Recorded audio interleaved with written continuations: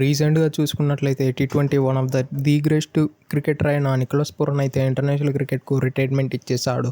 అసలు అతడు ఎందుకు ఇచ్చాడు? అలానే మనము వెస్టిండీస్ క్రికెట్‌లో చూసుకున్నట్లయితే గత కొన్నేళ్లుగా ఐ థింక్ ఒక 30 ఇయర్స్ నుంచి ఎవరే కానీ ఏ గ్రేట్ ప్లేయర్సే కానీ ఆ టీమ్‌కి కంటిన్యూస్‌గా ఒక 20 ఇయర్స్ ఆర్ 15 ఇయర్స్ సర్వ్ చేసిన ప్లేయర్స్ అయితే లేరు. అసలు ఇది ఎందుకు జరుగుతుంది? అలానే నికోలస్ పూరన్ ఫామ్ చూసుకున్నట్లయితే రీసెంట్లీ మన ఐపీఎల్‌లో అయితే అతడు ప్రతి దాంతో ఏ లిస్ట్‌లో చూసుకున్నా టాప్ 2 ఆర్ టాప్ 5లోనే ఉంటున్నాడు. కానీ మోస్ట్ నెంబర్ ఆఫ్ సిక్సర్స్ అయినా ఆర్ హైయెస్ట్ స్ట్రైక్ రేట్స్ అయినా ఇటువంటి ఏ నెంబర్ తీసుకున్నా, ఏ టేబుల్ ఫామ్ తీసుకున్నా అతడు అట్లీస్ట్ టాప్ 5లో ఉంటూ వస్తున్నాడు. అటువంటి ది బెస్ట్ టీ20 ప్లేయర్ ఎందుకు రిటైర్మెంట్ ఇచ్చాడో ఈ వీడియోలో మనం క్లియర్గా తెలుసుకుందాం. ఈ వెస్టిండీస్ క్రికెట్స్ మెయిన్లీ వాళ్ళ కంట్రీకి రిటైర్మెంట్ ఇవ్వడానికి ఒక బిగ్ రీజన్ ఏమన్నా ఉందా అంటే అది మనీ ఇష్యూ అయితే చాలా ఎక్కువగా ఉంది. వెస్టిండీస్ క్రికెట్ బోర్డు అనేది చాలా పూర్ క్రికెట్ బోర్డు. ఈ వరల్డ్లో అన్ని క్రికెట్ బోర్డులతో పోల్చుకున్నట్లయితే వెస్టిండీస్ క్రికెట్ బోర్డు అయితే చాలా తక్కువ మనీ అయితే ఎర్న్ చేస్తూ ఉంది. లైక్ మన ఇండియా చూసుకున్నట్లయితే మిలియన్స్ ఆఫ్ ట్రిలియన్స్ డాలర్స్ అయితే ఈజీగా ఎర్న్ చేస్తూ ఉంది. అలాంటి ఇన్కమ్ సోర్స్ అలానే అటువంటి స్టార్ట్స్ ఉన్నా కూడా వాళ్ళు జనరేట్ చేయలేకపోతున్నారు. దానివల్లనే ప్లేయర్స్ కూడా ఆ కాంట్రాక్ట్స్ చాలా తక్కువతో సైన్అప్ చేసుకుంటున్నారు. లైక్ మన ఇండియన్లో అయితే A+ కేటగిరీ వాళ్ళకైతే అప్రాక్సిమేట్లీ 7 to 8 crores అయితే పర్ ఇయర్ ఇస్తారు. అలానే మ్యాచ్ ఫీ కూడా ఉంటుంది. టీ20 క్రికెట్కి అయితే ఐ థింక్ 40 lakhs అనుకుంటా అలా మ్యాచ్ ఫీ కూడా ఉంటుంది.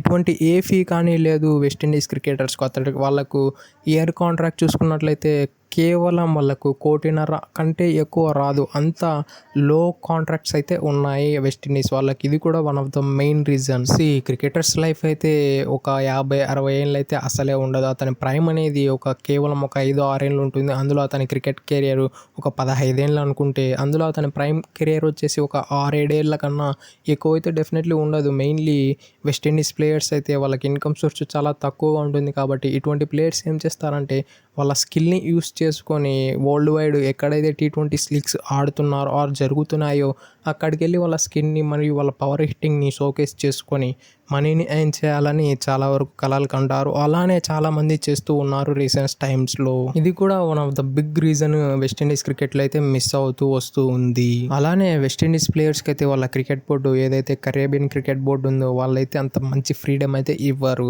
లైక్ మీరు రీసెంట్గా అబ్జర్వ్ చేసినట్లయితే నికోలస్ పూరన్ టీ20 క్రికెట్లో ఐపీఎల్లో అంత విధ్వంసం సృష్టించిన తర్వాత కూడా ఇంగ్లాండ్ సిరీస్లో వెస్టిండీస్ వర్సెస్ ఇంగ్లాండ్ ఆడుతున్న ఆ మ్యాచ్లో అయితే నికోలస్ పూరన్ లేడు. ఇటువంటి మేజర్ మిస్టేక్స్ చేస్తుంది వెస్టిండీస్ కంట్రీ. అలానే పెద్ద పెద్ద ప్లేయర్స్ యొక్క రెస్పెక్ట్ని అయితే ఈజీగా గంగపాలు చేస్తుంది. అందుకే మోస్ట్ ఆఫ్ ద ప్లేయర్స్ ఆ టీం నుంచి రిటైర్డ్ కావడానికి ఇదొక రీజన్ కూడా. అలానే మీరు ఇదే ఫస్ట్ టైం జరుగుతుందా అంటే అసలే కాదు. మీరు పాస్ట్లోకి వెళ్ళినట్లయితే Andrew Russell, Sunil Narayan, Kiran Pollard, DJ Bravo ఇటువంటి దిగ్గజ ప్లేయర్లకు కూడా ఇదే సిచ్యువేషన్ ఫేస్ చేశారు. Even one of the greatest leg spinner అయిన మిస్టీరియస్ స్పిన్నర్ అయిన సునీల్ నారాయణ్ అయితే వెస్టిండీస్ క్రికెట్ బోర్డు అయితే 2024 వరల్డ్ కప్ కోసం అయితే బతిమలాడింది. అయినా కూడా అతడు రిజెక్ట్ చేశాడు.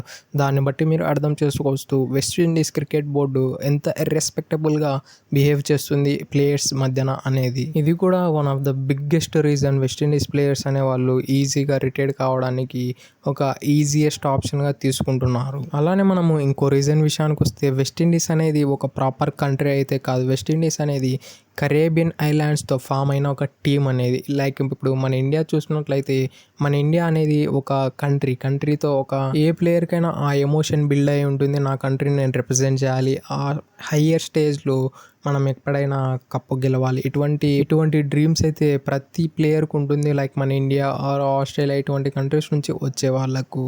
కానీ వెస్టిండీస్ వాళ్ళకైతే ఆ మోటివేషన్ అయితే లేదు. మన ఇండియన్స్కి అయితే 1.4 బిలియన్స్ పీపుల్స్ యొక్క డ్రీమ్స్ని నిజం చేయాలి అనే ఒక పెద్ద మోటివేషన్ ఉంది. కానీ మోటివేషన్ కూడా లేదు. అది కాకుండా వెస్టిండీస్ వాళ్ళు ఎక్కడైతే ఫేమ్ ఉందో టీ20 క్రికెట్లో వాళ్ళను అక్కడ బాగా ఉపయోగించుకోకుండా ఓడిఐ టెస్ట్ క్రికెట్ని ఉపయోగించుకోవాలని వెస్టిండీస్ క్రికెట్ బోర్డు అయితే ప్రయత్నిస్తూ ఉంది. ఇది కూడా ప్లేయర్లకు అయితే చాలా మందికి నచ్చలేదు. దీని మీద వన్ ఆఫ్ ద గ్రేట్స్ అయిన ఆండ్రూ రసెల్ మాట్లాడుతూ డెఫినెట్లీ మా దగ్గర ఉన్న పవర్కి అయితే మేము ఓన్లీ టీ20 క్రికెట్ మాత్రమే సూటబుల్, నాట్ టెస్ట్ క్రికెట్ అని అతడు ఓపెన్లీ స్టేట్మెంట్ కూడా ఇచ్చి పడేశాడు. ఇక మనం నికోలస్ పూరన్ యొక్క రికార్డుల విషయానికి వస్తే క్రిస్ గేల్ దాదాపు అతడు 36 ఏళ్ల పాటేమో ఇంటర్నేషనల్ క్రికెట్కు సర్వ్ చేశాడు. అందులో ఒక 15 ఏళ్ళేమో కంటిన్యూస్గా ఇంటర్నేషనల్ క్రికెట్ ఆడాడు.